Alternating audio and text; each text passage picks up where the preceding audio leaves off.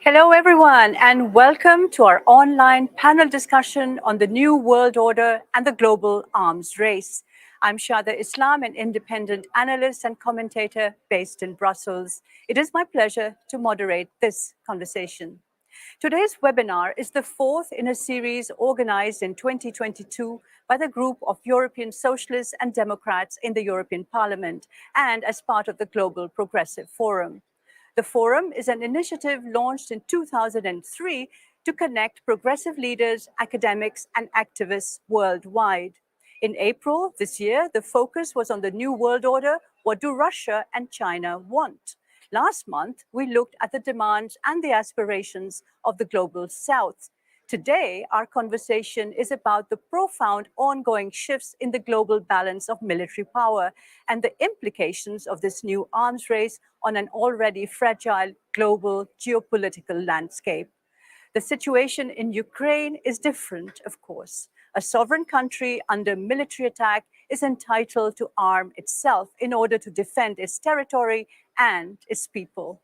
The fact is, however, that across the world, and for many years now, military spending has been rising. This started well before the Russian attack on Ukraine, and it involves countries far away from Ukraine in all continents. There is also a mounting arms race in space. And along with land, sea, air, and space, we are now also faced with cyber wars. So what do all these developments mean for international efforts at disarmament? And what does this mean for international peace and security? Does being all armed make us all safer? To explore these questions today, we have with us a stellar panel. First of all, Stefan Levien, chair of the governing board of the Stockholm International Peace Research Institute. Mr. Levien was the Prime Minister of Sweden from October 2014 to November 2021 and leader of the Social Democratic Party from 2012 to 2021. He was recently appointed by the United Nations Secretary General to co-lead a high-level advisory board on effective multilateralism in preparation for the 2023 Summit of the Future. Also joining us is Ms. Helen Clark, former Prime Minister of New Zealand, who has served 3 successive terms in that job. She's former administrator of the United Nations Development Programme and former chair of the United Nations Development Group. She's, of course, also a very respected global leader in sustainable development, gender equality, and international cooperation. In 2019, Helen Clark became patron of the Helen Clark Foundation. We also have Sven Mikser, member of European Parliament, who is the former Minister of Defense and Ministry of Foreign Affairs of Estonia. And he's also vice chair of the Delegation for Relations with the NATO Parliamentary Assembly and member of the Committee on Foreign Affairs and of the Subcommittee on Security and Defense. Ms. Clara Jordan, Chief Public Policy Officer of the Cyber Peace Institute, is also joining us. Prior to that, Clara was the Director for Government Affairs and Public Policy for the UK at BlackBerry and the Executive Director for the EU and Africa at the Global Cyber Alliance. She also worked at Policy and Privacy Division of FireEye and in the Legal Office of NATO's Allied Command Transformation. Mr. Andreas Schieder, member of European Parliament, head of the SPO EU delegation, former leader of the Social Democratic Party in the Austrian National Council. He's also chair of the delegation to the EU North Macedonia Joint Parliamentary Committee and member of the Committee on Foreign Affairs. He's also co-chair of the Global Progressive Forum. A stellar panel, as I said. Before we start this panel, a few housekeeping rules for you. If you are watching us on Facebook or Twitter and want to join the conversation, please just drop your comments or questions below, and I will try and get the panelists to answer them. So before we kick off this fantastic conversation, let me give the floor very briefly to Andreas Schieder as chair of the Global Progressive Forum. Andreas, the floor is yours. Yeah, thank you, Shada Islam. And I want to thank the team of the Global Progressive Forum, which helped us to establish a platform for very interesting and also very actual and crucial debates. And the Global Progressive Forum, as you already rightly mentioned, is a platform for policymakers, progressive policymakers not only from the European Union, but also from all the other continents, the Americas, Pacific, Asia, Africa, and for trade unions, NGOs, youth movements, and the scientific community and world, and should enable a good exchange. Last year, we had a big global progressive forum only in the internet due to the COVID situation in Brussels, but we continue now also with having a mixture of webinar and hopefully next year having also a big forum. Today's platform and discussion is the New World Order and the Global Arms Race, and it's coming from the left movement having also one root, deep root in the peace movement, in the disarmament movement, and also at the beginning of a lot of disarmament treaties which played a crucial international role. But on the other side, of course, the question of security, global security, is one which came also top to the agenda. So I want to thank all which also joined us today and made it possible. And especially, of course, to Helen Clark, which is due to a very strange time for you to join us, because it is very late, I think we have to say, in New Zealand. And I want to thank also, of course, Clara, Stefan, and Sven for joining us for the debate. And I'm sure it will be very interesting and also enlightening us. Thank you very much, Andreas. Yes, absolutely. Looking forward to this debate on disarmament and the arms race. Now, I'd like to start off the conversation with a question to Mr. Stefan Levien on the latest state of play in global military spending. SIPRI is, of course, one of the most respected and leading organizations in the field of disarmament, and their annual report is the reference text for anyone working on this issue. And according to SIPRI's military expenditure database, international arms transfers and global military spending is the highest since the end of the Cold War. Now, I was wondering, Mr. Levien, could you elaborate? So who is spending more, who's spending less, and what are the economic interests behind this arms spending? Screen is yours, Stefan Levien. Thank you. Thank you very much for organizing this this very, very important discussion. I think we've witnessed it now for some years. Actually, we're on the wrong track in the world when it comes to security. So we need to think much more about peace and security. We need to act, of course, talk about this. I thank you so much for this opportunity. Yes, the truth is that the military spending surpassed 2 trillion, 2.1 trillion actually US dollars last year, and that is the highest expenditure that we've seen ever. And we can see two regions in particular drove this growth in global military spending. That is Asia, 3.5% increase, and Europe 3%. And Europe includes Russia's military spending. So, I mean, we can see clearly now in Europe, given what the Russian annexation of Crimea already in 2014, that the European countries started to increase their military expenditure.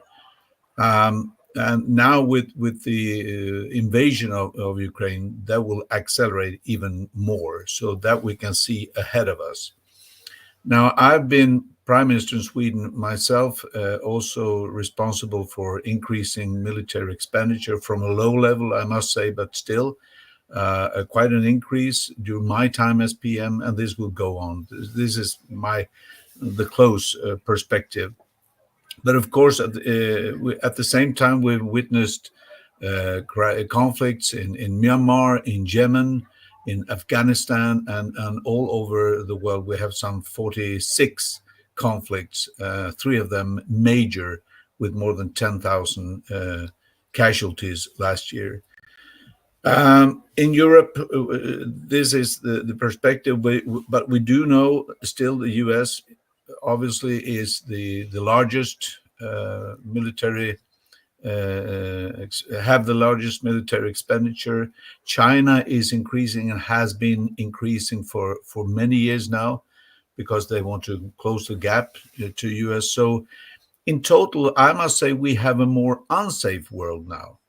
And even though I'm, as I said, personally responsible for increasing the Swedish military expenditure, I firmly believe that we must find another narrative, another path, talk more about common security, because this is the short-term security that all these countries now are building up. It's a short-term security, but the only long-term, the only sustainable security that we can have is the one that we are building together. The nations in the world, the people of the world, we need to build security together. And therefore, I'm once again very, very happy that you've organized this meeting, this forum. We also, and I would end there, we also need to look at all the challenges that we actually have in the world. We have the climate transition, environment issues, health issues. All these challenges need to be met together as a world community. And all these challenges also requires investments and a lot of resources. So that is also, of course, an argument to reach to a situation where we can decrease armament and military expenditure instead of increasing it. So we must find a way of changing the narrative and talk about common security, how we build that together instead of building now stronger and stronger military forces around the world at the same time as we're entering into a new geopolitical situation where we tend to see more and more countries in alliances, i.e. China, Russia with their new pact. On the other hand, we have Europe, North America, Australia, South Korea, and other countries. You have a big African continent, which is rightly so demanding more of resources and development. So if we don't handle this correct, we might end up in a situation similar to what has been described as the three huge blocs in the world competing instead of cooperating. Thank you. Thank you very much, Mr. Levien. So wise words and a cautionary word there as well about how we live in a more unsafe world than ever before. Just a very quick follow-up for you, Mr. Levien. How much is the military advantage now with non-democratic countries, would you say? Well, I mean, with non-democratic countries, we also face those who do not follow any rules or the international law, or they don't respect the common world community and nothing. So that means that we as I said, may enter into a more insecure situation. But that also requires the democratic countries to work more close together, and also to see how we can actually meet those non-democratic countries. We must make it more expensive. It must be a higher threshold to breach international law, and we need to combine the good forces to start with, but always keep the dialogue open with all countries, because that is our only chance to get on the right track. Thank you very much. So, as I said, wise words, asking for a change of narrative. We're not a very safe world at the moment, and we have to find another path, talking about common security. Let's turn to all of the other fantastic panelists that we have here, and start with you, Ms. Helen Clark. What is your opinion? What is your point of view? Are we less safe thanks to this new arms race? And what do you see as the risks connected to this very weaponized world that Mr. Levien has so articulated for us at the moment, this weaponized world? Ms. Clark. I think we're in a very dangerous situation, but we're not over the brink yet. And to ensure we don't go over the brink, we need to pick up the spirit of what Stefan said about how to build the common security agenda again. I think we're at great risk, not just of a sort of three big groups world, but a kind of medium-sized group and a large group. And don't assume that the countries of the democratic world are going to be the large-sized group. They're not. I think the most foolish thing that could happen now is for diplomacy in the West to be trying to put a ring around China in a way that sees it cast its lot completely with Russia and then take the non-aligned movement with it. You look at the voting in the General Assembly on an issue like the exclusion of Russia from the Human Rights Council. There was a bare majority of countries that voted for that. A bare majority of countries who saw Russia's human rights abuses and war crimes in Ukraine as sufficiently egregious to eject it from the Council. But almost half the member states did not feel that. So if you're going to force people to choose, don't assume they're going to choose the way that the European Union, democratic country like New Zealand and so on might want. So I think we have to avoid at all costs a polarized world that splits in that kind of way. And we have to come back, as Stefan said, to the common security agenda principles to identify what our shared interests are. Put aside shared values for a moment. It's clear that a good deal of the world doesn't share the values of my country or of the European Union. But what we do share is these huge challenges of the climate crisis, of the extreme poverty in our world, of pandemics, so many issues that we have to tackle together. And we're not going to do that if we polarize. I feel at the moment there are not enough loud voices calling for a de-escalation of the military conflict, and more a kind of talking it up. That's not going to get us anywhere. We have to get back to diplomacy, twin track, multilateral, whatever, and try to work through some solutions. So that would be my concern, that we're at quite a dangerous point at the moment, but it could be rescued by a different kind of approach. Thank you very much, Ms. Clark. So Sven Mixer, let me turn to you. Ms. Clark saying it's a dangerous moment. We need to get back to diplomacy and avoid at all costs a more polarized world. Let's get your comments. Well, obviously, I mean, that's a very noble goal we all share. I mean, we all here in this panel, obviously. I think that when it comes to military spending, then obviously we are going to see a rise in military spending also in Europe. Partly, I think, because we perhaps were taking out the peace dividend for a bit too long, but also because of the Ukrainian conflict. We have been, I think, donating quite a lot of equipment to Ukraine already, and we need to continue to support Ukraine in their just war against the aggressor. But in the early phases of war, this meant mostly donating Soviet-type legacy equipment that now needs to be replaced with something. So we have to actually step up our military support to Ukraine, which means more equipment, more money spent on that equipment, but we also need to replenish the stock that we have depleted by donating what we had previously in our warehouses. And obviously, the nature of the war has evolved. Meanwhile, now the war has switched to a sort of artillery attrition type of warfare, which is, I think, more costly, and the attrition of the equipment is enormous during a war. So it's not usual times. I think in wartime, obviously, when the attrition is huge, military spending automatically is much higher than it would be in peacetime. But I think that yes, we need to switch or change the narrative. It's easier said than done, obviously.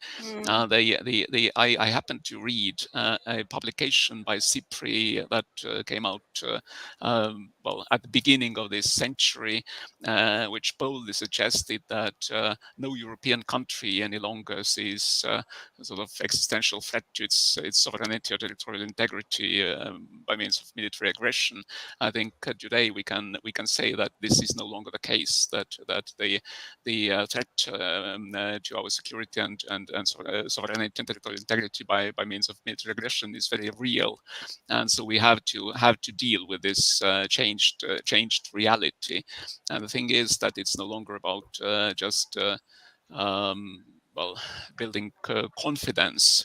It's actually fighting back totalitarian regimes who are revanchist by nature, who want to enlarge the sphere of their privileged interest, and that is a very different world. So I think that in this new situation, obviously, while we should seek to reduce the role of militaries and the role of arms, we need to actually match the rearmament efforts of our adversaries. That's the unfortunate reality.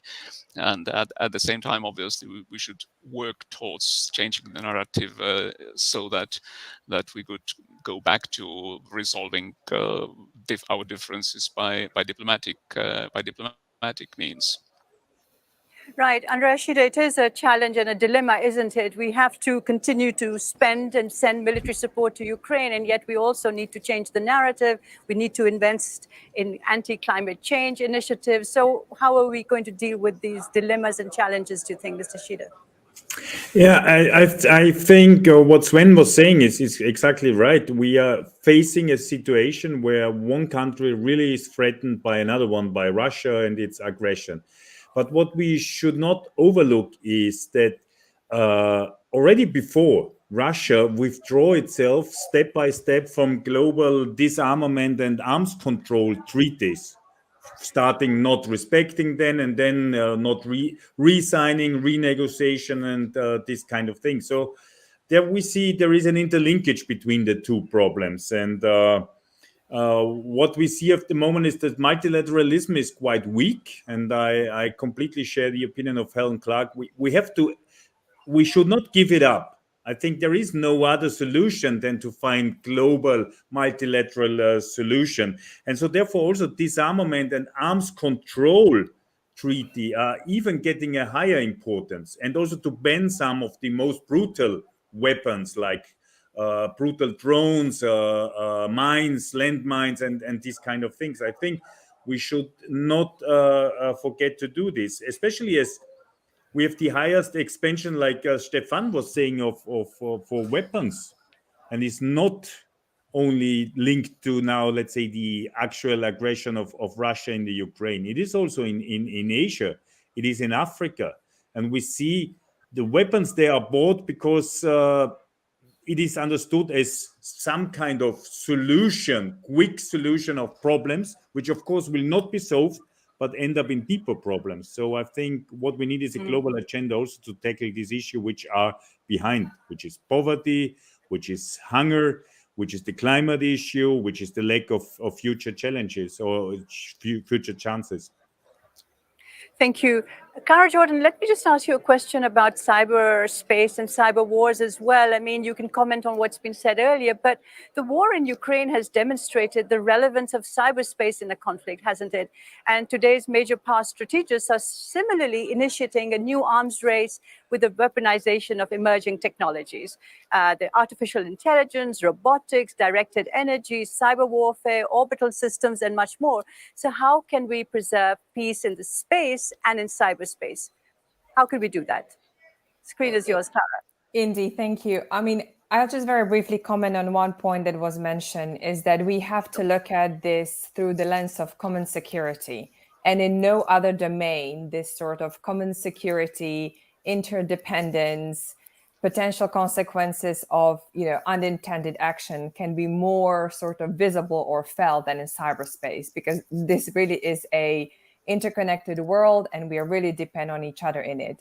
The previous speakers also talked about the multilateralism and its importance. And in cybersecurity, we're not only seeing the importance of multilateralism, but really the importance of multi-stakeholderism. And I think for us to really sort of curtail the potential negative consequences of exploitation of our weaponized world, there we have to really work with stakeholders across the board, including the civil society, industry, and other actors, academia. And this domain cannot be left to a sole sort of, division or decisions of countries, because really here the consequences are sort of very, very individual. So you mentioned that the war in Ukraine has demonstrated the relevance of cyberspace in conflict. And I would slightly disagree with that statement, because I would say that, we have seen cyber conflict or the use of cyber tools, but we have also seen that when you have a kinetic warfare, when you have an armed conflict, the potential impact of cyber capabilities is relatively small when you have a war waged very brutally by conventional weapons. So that said, in Ukraine, there has been a significant use of cyber tools. And what has been very surprising to the analysts, because we have predicted much more of their use or bigger impact, is that, at the sort of tactical level, there has been some sort of small impact, but at a strategic level in warfare, we have really not seen it. But where we are seeing the harm, it is really the harm to society, democracy, financial safety, societal cohesion, and other places. So, we are really seeing the use of cyber tools and disinformation. And even though there is less of this kinetic impact or sort of strategic, decisive military advantage via the use of cyber tools, we're seeing a real harm to society and individual. How can we preserve peace and how we can prevent the weaponization? I mean, this is a very, very complicated issue in cybersecurity, because it's a very different domain than others. I mean, tools are much more available than in other domains. And our societies are much more vulnerable to the exploitation and the use of these tools. The way we have built our connected world, it's one of great vulnerability. So that's where it's different. And the history, I think, shows that the weapons or tools are being developed and used, but we have managed to put in place some rules of the road that are violated, but at least there is a general understanding and an agreement of what is acceptable and what is off limits. And we are currently missing a clear understanding and agreement of these boundaries. And I'm not even talking about the acceptance of boundaries, but we really need to build over time these boundaries around the use of cyber tools. And it's important that the governments speak very openly around where do they see there is a behavior that is accepted and behavior that is off limits. And I think if we cannot prevent the weaponization, there's a lot of things as a societies, we can really do. We can really think about our resilience. And I'm not only talking about our technical resilience, but really sort of the resilience that can help the societal cohesion in face of disinformation.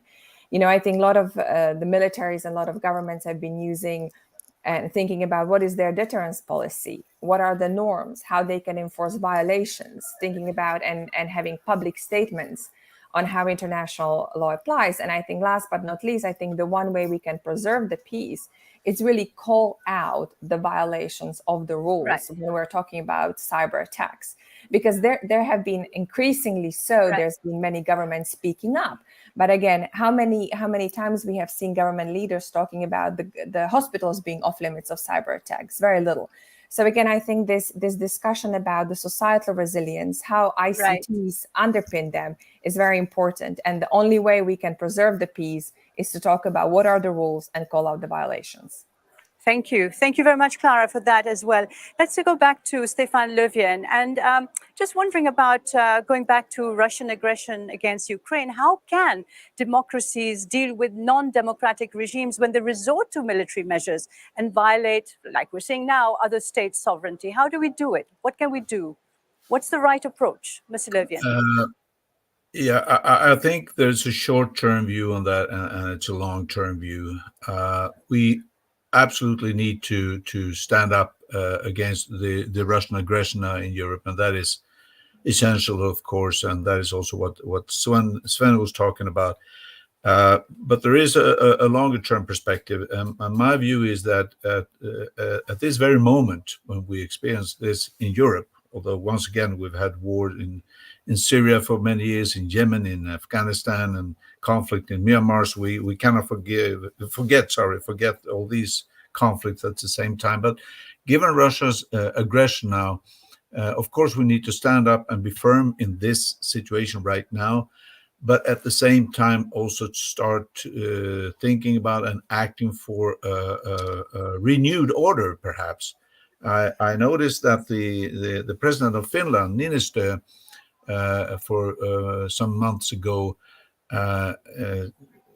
mentioned the idea of a new Helsinki meeting, a new Helsinki Act, the beginning of that kind of process. And I think that is very important now, that the democratic part of the world, the good forces, if you want, are also engaged in that kind of discussion. And once again, on the theme, how do we build common security? And I think it's important also, as one of the speakers just said, to involve the civil society, because I'm confident that the vast majority of the people around the world do not want this conflict, this military expenditure increasing, and the risk for conflict increasing.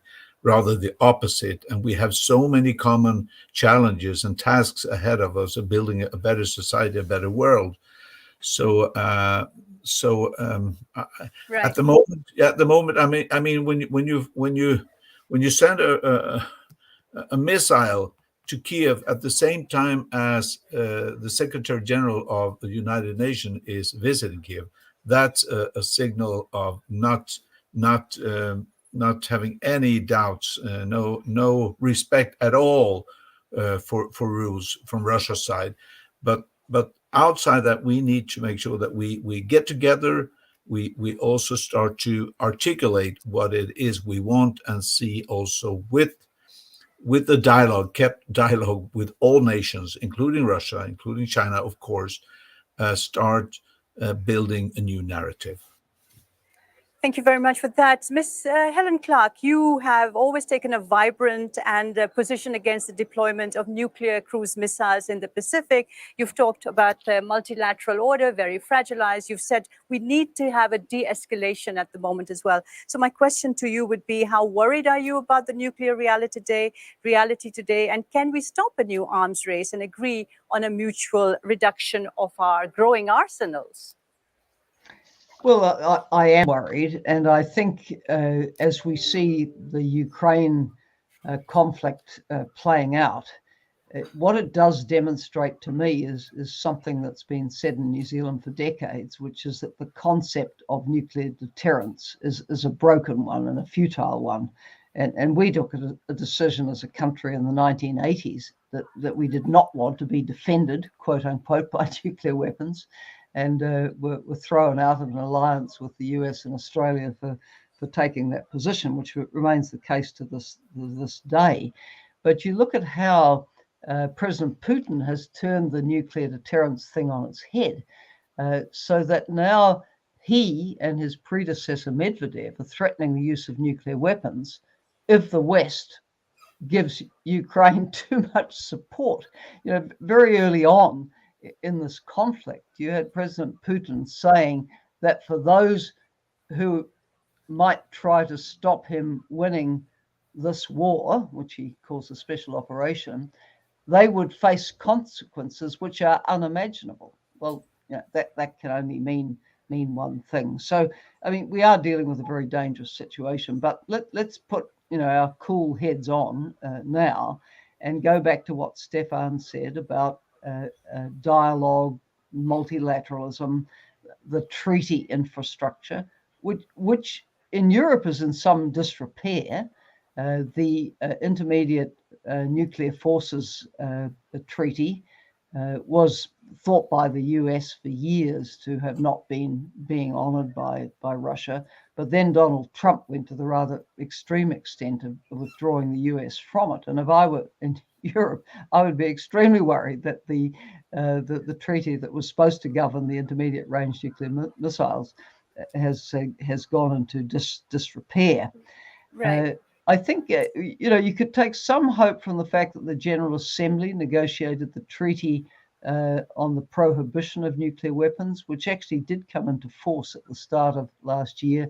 I think nuclear disarmament work just requires long-term, patient plodding away at the multilateral level between states, multilateral level between states, where you can get the interaction, but the push from civil society is extremely important as well. So while things are bad, you can't give up. We have to try and keep the system working and work at whatever ways we can to get some kind of renewed dialogue, in the hope that at some point, a light bulb will flash in the Kremlin to see how precarious the situation actually is. Right, Sven Mixer. So nuclear disarmament requires patient plodding away negotiations, Ms. Clark says. And I was just wondering, from your point of view, you've been involved in discussions on multilateral weapons of mass destruction, arms control. Does the European Union have a position on this? Is disarmament still part of the EU agenda in your point of view, Sven Mixer? When it comes to nuclear weapons, then obviously EU as an organization is not a nuclear armed organization, and we have one member state who is in possession of nuclear weapons, but they have their autonomous nuclear deterrent. So the role that the EU can play, I mean, it's not negligible, but it's not huge. When we think of those now defunct weapons control instruments, treaties like INF, for example, then yes, we are calling for the multilateralization, but obviously, what we are talking about is bringing countries who are in possession of systems that would be banned under a successor treaty to the negotiating table. And we know about the reluctance of for example, China to come to those tables. I think that it's slightly ironic that when you think of Ukraine, then it was the Budapest Memorandum that actually allowed Ukraine to join NPT. And by removing the nuclear weapons from its soil, even though Ukrainians never had operational control over those weapons, and in exchange for that, they were given assurances for the security, not only by the Western democracies but also by Russia, and those commitments were never honored by Russia. Russia started violating those commitments well before this year's 24th of February. So I think that makes it increasingly more difficult to make Ukrainians believe in any assurances that we give to them in the future. So that's but when we think of the existing nuclear weapons control instruments, then I would say that NPT, for example, has been on many fronts remarkably successful over the years. We are frustrated sometimes, but I think that we haven't seen any of those nightmare scenarios unfolding regarding the nuclear weapons proliferation. I mean, we do have a number of outliers. Well, some of them are behaving more responsibly and more constructively than others, and we have had very scary moments. For example, the AQ-CAN network and their proliferation efforts. But overall, I think that the NPT has been a very valuable instrument, and I think that we should refrain from engaging in initiatives that might sort of weaken or dismantle NPT, because I think we need something where everyone is around the table, but one where all the so-called legal nuclear states are also around the table, and we need to think creatively as to how to deal with the outliers, because, well, obviously it's unrealistic at this point to foresee Pakistan or India giving up their nuclear weapons. Well, we have also North Korea, we have Israel whose stance is sort of deliberately ambiguous as to their nuclear status, and all of them, every one of them has very unique, very different set of circumstances. But I think that we need to tread carefully, but not sort of give up or weaken the things that have been there for decades and have been relatively successful. Thank you very much. Can I ask you, Ms. Clark, would you agree with what Sven Mixer has said about not, the NPT has been very valuable, and let's be careful not to dismantle it in some way or the other? Would you agree with this idea? Oh, definitely. I think we have to see the Nuclear Non-Proliferation Treaty as absolutely a cornerstone of the architecture. And, there's other cornerstones too, the Nuclear Test Ban Treaty, very important. And the other architecture dealing with weapons of mass destruction, the chemical and biological weapons treaties. Chemical weapons issues, I think, were actually quite well dealt with by the organization that oversees that, based in The Hague. I think a lot more work could be done to improve the biological weapons convention. I think that's quite weak and is a cause for concern. As I say, the treaty on the prohibition of nuclear weapons, which the General Assembly took the initiative to pass and to gather signatures for, I think we should continue to campaign for countries to come on board with that. About 50 have, which enabled it to come into force. So it's not without hope, but I'd certainly like to see within the European theatre the INF Treaty, brought back to life again, because Europe without it doesn't feel as safe as Europe did with it. Thank you very much, Ms. Clark. Andrea Schieder, let me go to you. And I have a bit of a tricky question for you, considering your role in this Global Progressive Forum. Is disarmament still a leftist word, do you think? And do you think that global progressives should respond to this arms race to ensure peace and security? What should they be doing? Andrea, screen is yours. Maybe to answer your tricky question quickly, I think the demands of the so-called peace movement of the 80s and 90s, also in these days, were quite, let's say, unrealistic. But at the end, also the civil society going on the street had an impact.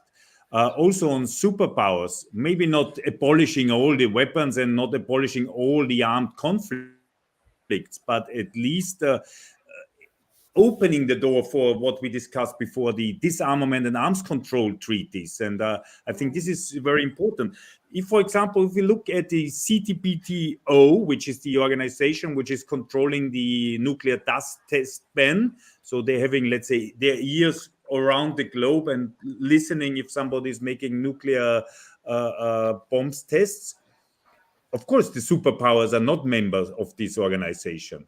But as there are so many other states of the world there, of course, also it has an impact also on the superpowers not to over-exaggerate test bans and this kind of things. So I think this is important. And probably quite too long, we did not listen carefully on the signs when some states were withdrawing from international community and arms control structures. Like we spoke before on the Russian war, and when we speak about forums for dialogues in Europe, it's the Council of Europe, it's the OSCE, could be also civil society, youth movements, sports event. I'm not sure if nowadays global sports events are a platform of exchange on, let's say, human rights standards, or more only a money machine to provide revenues. But what we at the end see is, of course, all our means of de-escalations are not successful, for example, in the case of Putin. And why? Because it is a dictatorship. And it is the best insurance to have global peace is also democracies. So the fight for democracy is one of the cornerstones also. And then the leftist ideas are not unrealistic ones, but very crucial ones. Thank you very much. Clara, you talked about civil society in the cyber discussions, but in a multipolar world, as we've seen, it's also dominated by non-state actors such as terrorists. And I was just wondering if you could give some of your ideas, your opinions, perhaps your concerns about what could happen if cyber became dominated, or at least if it fell into the hands of non-state actors with criminal intent.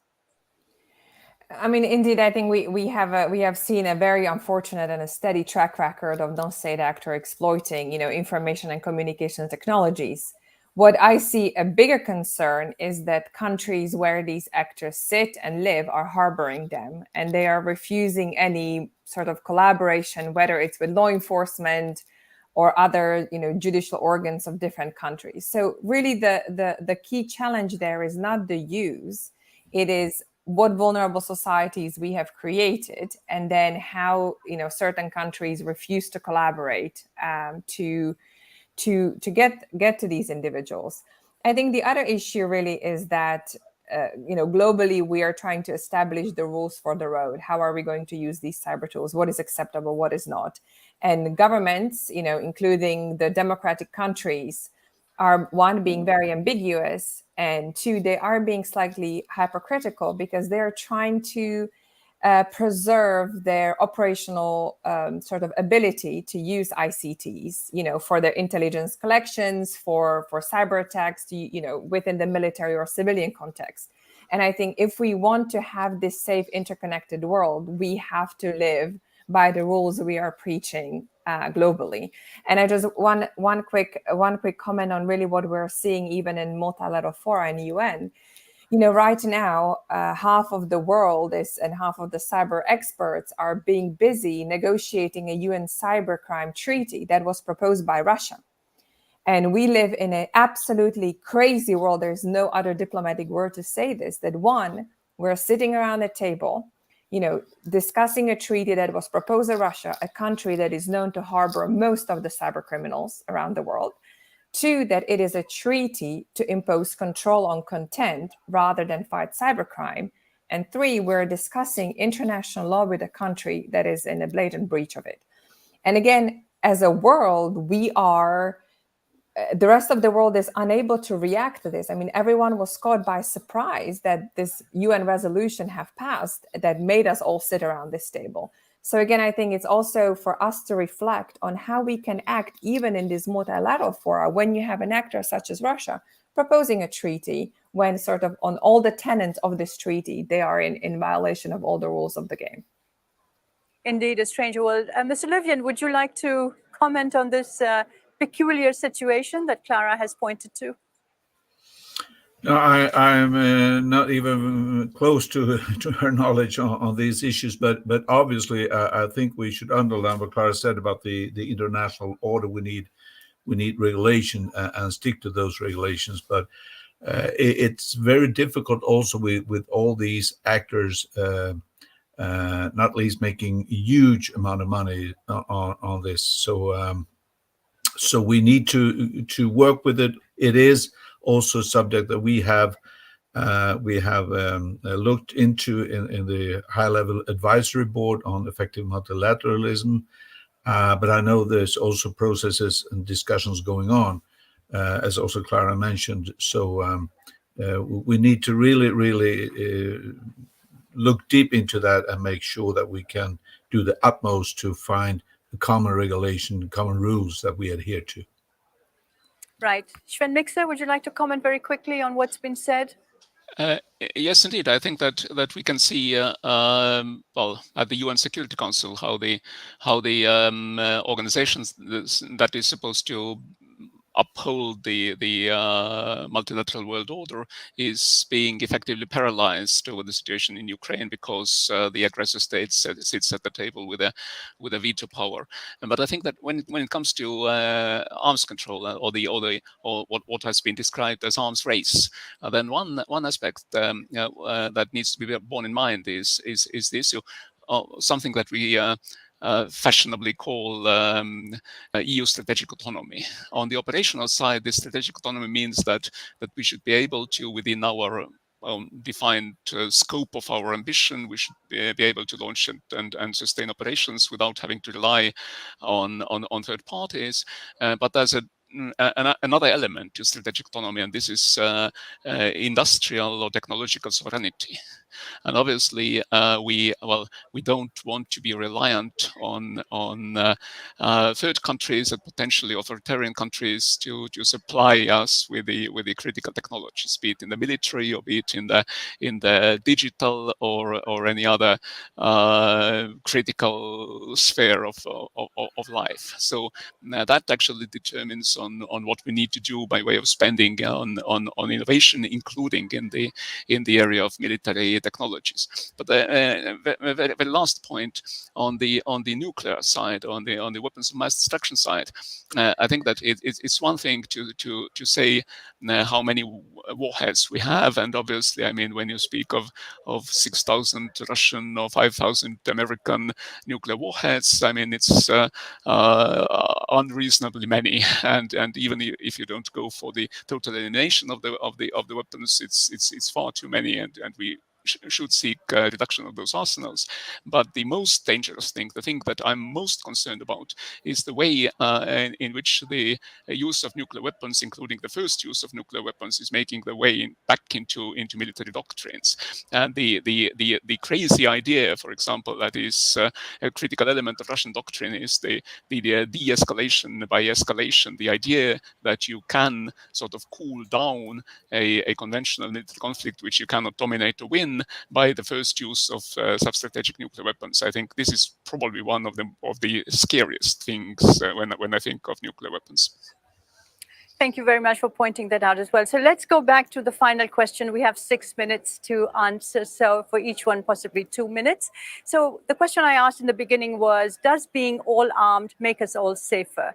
And I'd like to ask all of you panelists to respond briefly from 1 to 10. How much do you feel safe in today's world and why? And actually, do you feel safer now than you did 20 years ago? So let's start with you, Ms. Clark, first. No, definitely not safer than 20 years ago. I think for me, probably the safest period of my lifetime was in the early 90s. After the fall of the Soviet Union, the Berlin Wall came down, the Cold War ended, and there were at that time leaders in both NATO and the West who were prepared to put their weight behind some discourse between the two. So you had the Partnership for Peace Agreement, which Russia joined for NATO in 1994, and you had, eventually the moves which led to the NATO-Russia Permanent Joint Council. But that was a heyday, really, the 90s. I think what history will judge quite harshly is why that was let go. How did we get to where we are today? When the 90s did have promise, even the early 2000s had promise, and somehow we've let it slip through our fingers. Can we get it back? I don't know. Not in the height of a heinous war like that being waged on Ukraine, but somehow we have to try to get back to the spirit that drove that greater feeling of security and possibility in the early 90s. In the early 90s. So 1 to 10, Ms. Clark, how much do you feel safe today? 1 to 10. Oh, about 4.5. 4.5. Yes, thank you very much. Stefan Levien, let's go to you also very briefly. 1 to 10, how safe do you feel? And what was the time? Was it the 1990s for you as well when you felt safest? Was that the heyday of peace? Yes, absolutely. I can very much echo what Helen just said.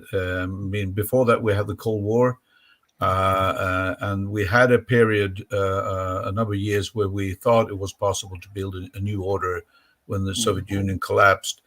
And it was we had a time when Gorbachev and Reagan actually discussed and negotiated and decreased the number of warheads, nuclear warheads, substantially. And now we can see we're looking forward to an increase again. We have some, what is it, 12,700 warheads, but we can expect increase in that. And I must say that we rightfully so are discussing the climate, and we were given a time limit 2030 to handle this right. But nuclear threat is here now. It's today, it's next week, it's next month, it's the month after that. So I think we should address nuclear weapons much harder, tougher, and given this, the fact that Russia and United States, they have about 90% of all these warheads. It must be possible to start reducing them again. And last but not least, I also feel a threat at the democracy. What happens in the United States right now is a threat in itself. January 6th was not an isolated situation. Democracy is threatened in the United States, and it's threatened in so many places. So I'm close to 4.5. I would be a bit more optimistic. I say 5, but it's close to going below 5 because we are in a difficult situation. Thank you. Thank you very much. Thank you very much. Clara Jordan, your assessment very briefly. Yeah, I mean, I think, to your question about, does that more arming make us safer? I mean, when it comes to cybersecurity and interconnected world, definitely not, because there is so much room for miscalculation, so many unintended consequences, and countries having so little experience with some of these tools that we are definitely not safer. As someone who is coming from a country that was part of a Soviet bloc, I never thought that, 300 kilometers from where I'm from, there will be a war. And again, I think those early 2000s, when a lot of these countries became members of NATO and European Union, and it really seemed like a time of prosperity and stability. And as Ms. Clark said, I think a lot of us from this part of the world will ask, how did this happen? If we did our work here in this region through painful reforms, democracy, disarmament, and other things. I feel at about a 5, but when it comes to cybersecurity, it probably goes to a 3. So globally, I would say 5. When it comes to the more interconnected world, I'm more at a 3. Thank you, Clara. Sven Nixer, let's go to you for your 1 to 10 assessment, but also, did you feel safer earlier when we talked about turning swords to plows? Well, I think that what we shouldn't forget is the fact that those in the Kremlin were never intent on giving up the empire. I mean, it happened despite the best effort, not because of the best efforts. I mean, even Gorbachev never had it in his agenda to tear down the evil empire, and they were the fact that they were always intent on restoring the empire, I think, was disguised for a while by the relative economic and military weakness. 20 years, I think, is a very interesting time perspective in that 20 years ago, obviously, Putin had come to power, but he was in a much weaker position, and Russia was a much weaker player 20 years ago. Then again, my own country, Estonia, 20 years ago was not yet a member of the European Union or NATO. So in that sense, I didn't feel much secure back then. So it's a very interesting perspective, but I think obviously we need to very honestly address these sort of the vulnerabilities and also try to do our best to make sure that the multilateral order survives. And the one of the threats is indeed, as Stefan said, that democracy is under assault in the US, but also liberal democracy has lost some of its previous attractiveness for our own voters, and that's probably the greatest success that Putin and the other totalitarian leaders have had over the past, say, 20 years. And 1 to 10, would it be 5, as the others have said? 4.5? Yeah, well, yeah, I think it's either half full or half empty, as you wish to see it. Okay, thank you. Andreas Schieder, let me go to you for the final word and also your assessment.